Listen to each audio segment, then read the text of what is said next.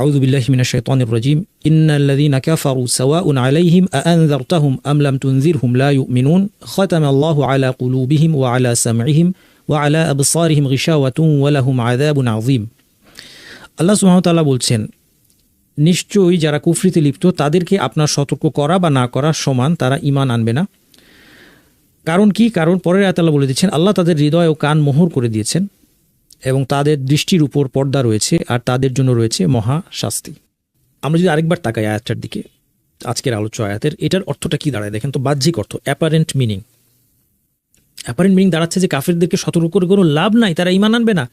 কারণ তাদের অন্তরে আল্লাহ মোহর করে দিয়েছেন এবং কোনো সন্দেহ নাই, আল্লাহ যার অন্তরে এবং শ্রবণে মোহর করে দিয়েছেন এবং দৃষ্টির উপর পর্দা দিয়ে দিয়েছেন, তার অন্তরে হেদায়েত প্রবেশ করার কোনো সুযোগ নাই, কোনো সন্দেহ নাই, এটা নিশ্চিত। তাহলে আয়াতের বাহ্যিক অর্থ এটাই দাঁড়াচ্ছে যে তাহলে অবিশ্বাসীদেরকে সতর্ক কোনো লাভ নাই, কিন্তু এটা উদ্দেশ্য নয়। কারণ অন্যান্য আয়াত, 1 নম্বর পয়েন্ট, কেন উদ্দেশ্য নয়? 3টা কারণে। 1 নম্বর, অন্যান্য আয়াত এবং হাদিসে দাওয়াত দেওয়ার উৎসাহ দেওয়া হয়েছে এবং তা কার্যকর হবে, এটা উল্লেখ আছে। আমরা যদি কোরআন হাদিস সবটা পড়ি, তাহলে অন্যান্য আয়াতে আমরা দেখব যে বহু আয়াতে দাওয়াত দেওয়া উৎসাহ দেওয়া হচ্ছে। উদউ ইলা সাবিলি রাব্বিকা বিল হিকমা, প্রজ্ঞার সাথে তোমার রবের পথের দিকে ডাকো। শুধু দাওয়াত দিয়ে চলে গেলেই হবে না, প্রজ্ঞার সাথে ডাকো, যেন কি হয়, সে তাদের কাছে গ্রহণযোগ্য হয়। ওয়াল মাউইযাতিল হাসানা, উত্তম ভাষণের মধ্যে বা ভাষণের মাধ্যমে, যেটা মানুষের অন্তরকে টাচ করে, মানুষের মধ্যে পরিবর্তন আসবে। কুল হাযিহি সাবিলি আদউ ইলাল্লাহ, এটা আমার পথ, আমি আল্লাহর দিকে ডাকি, আলা বাসীরাতিন, জ্ঞানের ভিত্তিতে, আনা ওয়া মান ইত্তাবাআনি, আমি এবং আমার অনুসারীরা। তাহলে এটা নবী মুহাম্মদ সাল্লাল্লাহু আলাইহি ওয়াসাল্লাম তার অনুসারীদের কাজ হচ্ছে মানুষকে দাওয়াত দেওয়া। যদি দাওয়াতের মাধ্যমে কাজ না হতো, তাহলে দাওয়াত দেওয়ার এত উৎসাহ, এত ফজিলত বর্ণনা করা হতো। 1 নম্বর। 2 নম্বর, সেই সাথে দাওয়াত দিয়ে যে কাজ হবে এটারও প্রমাণ আছে, আমি আপনাকে 2-1টা দেখাবো। 2 নম্বর পয়েন্ট হচ্ছে, দেখেন, চিন্তা করেন, সর্বশ্রেষ্ঠ প্রজন্ম সাহাবীরা সহ পরবর্তী যুগে বহু মানুষ সতর্ক বার্তা পেয়েই কিন্তু কুফরি পরিত্যাগ করে ইসলাম গ্রহণ করেছে। সর্বশ্রেষ্ঠ প্রজন্ম সাহাবীরা কি ছিলেন? ইসলাম গ্রহণের আগে তারা কি ছিলেন? মুশরিক কাফের ছিলেন, তারা শিরকে লিপ্ত ছিলেন, অনেকেই, বেশিরভাগই কুফরিতে লিপ্ত ছিলেন। ইসলামের দাওয়াত পেয়ে তারা ইসলাম গ্রহণ করে সর্বশ্রেষ্ঠ মানুষে, সর্বশ্রেষ্ঠ প্রজন্মে পরিণত হয়েছে। কাজেই এটা সবার জন্য এই আয়াত প্রযোজ্য নয়। 3 নম্বর, বারবার যে কথাটা আমরা বলি, আমরা যদি আমরা কতটুকু সত্যের উপর আছি এটা যাচাই করতে চাই, তাহলে আমাদের আলটিমেট ক্রাইটেরিয়া হচ্ছে সালাফদের বক্তব্য, সাহাবী, তাবি, 3 জেনারেশন এবং তাদের অনুসারীদের বক্তব্য। তাফসিরের ক্ষেত্রে তাই। কাজে তাদের তাফসিরে গেলেই আমরা দেখে আমাদের কাছে ক্লিয়ার হয়ে যাবে, আর কোনো সন্দেহের অবকাশ থাকবে না যে এই আয়াতটি সব অবিশ্বাসীদের জন্য আসে নাই। আসুন, তার আগে আমরা প্রথমে আমরা সালাফদের বক্তব্যে যাওয়ার আগে কিছু আয়াত এবং হাদিস দেখি যেখানে দাওয়াতের উৎসাহ দেওয়া হয়েছে এবং দাওয়াতের ফলে অবিশ্বাসী যে হেদায়েত পায় তার প্রমাণ আছে। যেমন এই আয়াতে দেখেন, আল্লাহ তাআলা বলেছেন, ওমান কানা মাইতান ফাহইয়াইনাহু ওয়া জাআলনা লাহু নূরান ইয়ামশি বিহি ফিন নাসি কামা মাসালুহু ফিল যুলুমাতি লাইসা বিখারিজিম মিনহা। যে লোকটা মৃত ছিল, তারপর আমি তাকে জীবন দান করলাম এবং তাকে নূর দিলাম, যে নূর নিয়ে সে মানুষের মধ্যে হেঁটে বেড়ায়। কামা মাসালুহু ফিল যুলুমাতি লাইসা বিখারিজিম মিনহা, সে কি ওই লোকটার মতো যে অন্ধকারের অনেকগুলো স্তরের মধ্যে ডুবে আছে, সেখান থেকে বের হতে পারছে না? তাহলে যে লোকটা মৃত ছিল, আল্লাহ তাকে জীবন দান করেছেন, তার অর্থ কি? এর অর্থ হচ্ছে যে লোকটার অন্তরটা মৃত ছিল কুফরির কারণে, আল্লাহ সুবহানাহু ওয়া তাআলা তাকে ঈমান দান করে হেদায়েত দিয়েছেন। যেমনটি এই আয়াতের তাফসীর, এটা হচ্ছে সূরা আন-নামের 122 নম্বর আয়াত। এই আয়াত তাফসীর ইবনে আব্বাস রাদিয়াল্লাহু আনহু থেকে বর্ণিত, তিনি বলেন, এর অর্থ যে কাফের ছিল, ফলে আমি তাকে হেদায়েত দিয়েছি। কাফের ছিল, তারপরে আমি তাকে হেদায়েত দিয়ে তাকে জীবন দান করেছি। তাহলে অবিশ্বাসীও হেদায়েত পায়। এই চমৎকার হাদিসটা দেখেন, সাহাল বিন সাদ রাদিয়াল্লাহু আনহু বর্ণিত, তিনি বলছেন, আন্না রাসূল সাল্লাল্লাহু আলাইহি ওয়াসাল্লাম ক্বালা ইয়াউমা খায়বারের যুদ্ধের দিন রাসূল সাল্লাল্লাহু আলাইহি ওয়াসাল্লাম বলছেন, লা উতিয়ান্না হাযিহি আর-রায়াতা গাদান রাজুলান ইফতাহুল্লাহু আলা ইয়াদাইহি ইউহিব্বুল্লাহ ওয়া রাসূলুহু ওয়া ইউহিব্বুহুল্লাহু ওয়া রাসূলুহু। খায়বারের যুদ্ধটা কি ছিল? খায়বারের যুদ্ধ ছিল ইহুদিদের বিরুদ্ধে, এবং এই যুদ্ধে ইহুদিরা তাদের সুরক্ষিত কয়েকটা দুর্গের মধ্যে ঢুকে নিজেদেরকে সুরক্ষিত রাখে, এবং একটা দীর্ঘ সময় মুসলিমরা তাদের দুর্গটাকে কোনোভাবেই জয় করতে পারছে না, দুর্গে তারা প্রবেশ করতে পারছে না, তারা ডিফেন্সিভ লড়াইতে চলে গিয়েছে। এই অবস্থায় একদিন রাসূল সাল্লাল্লাহু আলাইহি ওয়াসাল্লাম বললেন, আমি এই পতাকা আগামীকাল এমন একজন ব্যক্তিকে দিব যার হাতে আল্লাহ বিজয় দান করবেন।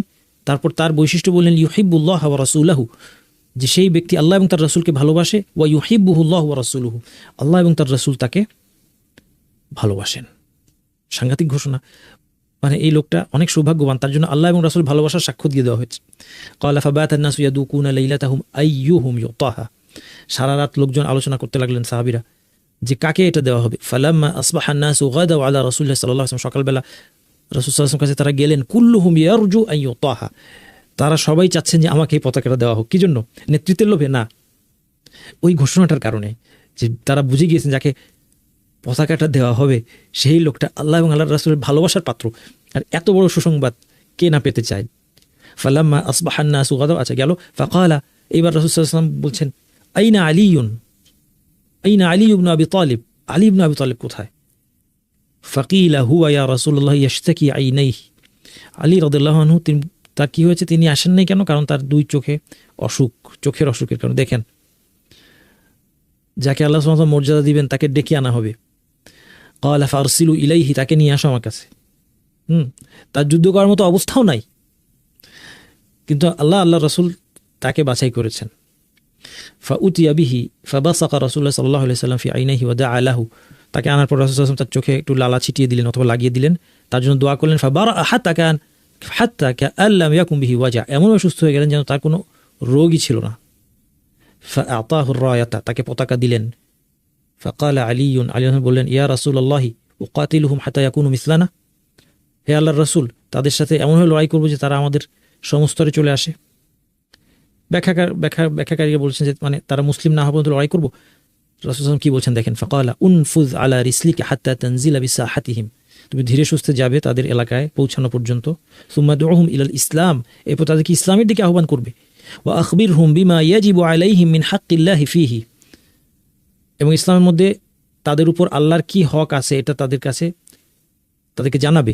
ফাওয়াল্লাহি, কেননা আল্লাহর শপথ, লা আন ইয়াহদিয়াল্লাহু বিকা রাজুলান ওয়াহিদান খায়রুল লাকা মিন আন ইয়াকুনা লাকা হুমরুন নাআম, আল্লাহর শপথ, তোমার দ্বারা যদি আল্লাহ একজন ব্যক্তিকে হেদায়েত দেন তাহলে লাল উটের চেয়েও এটা তোমার জন্য বেশি উত্তম। আরবদের একটা দামি সম্পদ ছিল লাল রঙের উট, যেগুলোকে হুমরুন নাআম বলা হতো, অর্থাৎ অনেক দামি সম্পদ থাকার চেয়েও অথবা সেই সম্পদ দিয়ে সাদাকা করা, দান খয়রাত করার চেয়েও তোমার জন্য উত্তম হচ্ছে একটা লোককে যদি আল্লাহ তোমার দ্বারা হেদায়েত দেন।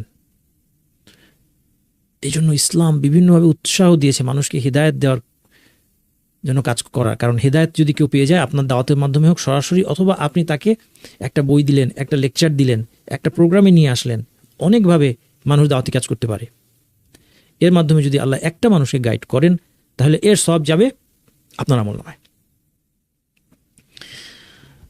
এই হচ্ছে হাদিসের অনুবাদটা আমি করিয়ে দিয়েছি, আপনারা স্ক্রিনশটও রাখতে পারেন। এছাড়া আপনারা জানেন যে টেলিগ্রাম গ্রুপে নোটগুলো আপনাকে দিয়ে দেওয়া হয়, কাজেই আপনারা পেয়ে যাবেন ইনশাল্লাহ, দুশ্চিন্তার কোনো কারণ নেই। তাহলে এই হাদিস থেকে আমরা বুঝতে পারলাম যে অবশ্যই অবিশ্বাসী হেদায়েত পেতে পারে। এই হাদিসটা দেখুন, চমৎকার একটা হাদিস।